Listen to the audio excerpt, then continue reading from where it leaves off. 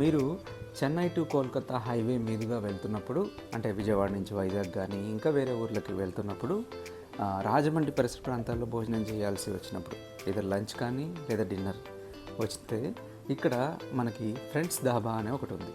Highway మీదే ఉందన్నమాట. దాంట్లో ఫుడ్ ఎలా ఉంది అనే దాని మీద ఈ వీడియో చూద్దాం.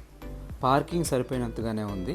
ఇక రెస్ట్ రూమ్స్ విషయానికి వస్తే ధాబాల్లో ఎలా అయితే ఉంటుందో ఆ రకంగానే ఉంది.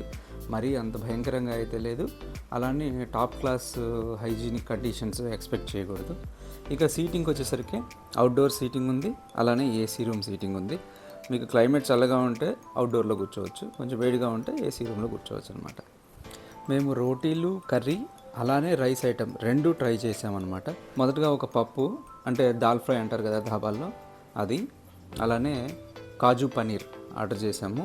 కొన్ని గార్లిక్ నాన్ ట్రై చేసాము, అలానే పుల్కాలు కూడా ఆర్డర్ ఇచ్చామన్నమాట. బటర్ నాన్లోకి పప్పు అంతగా బాగాలేదు, కానీ పుల్కాల్లోకి బాగుంది. కాజు పనీర్ అయితే రెండిట్లోకి బాగుంది.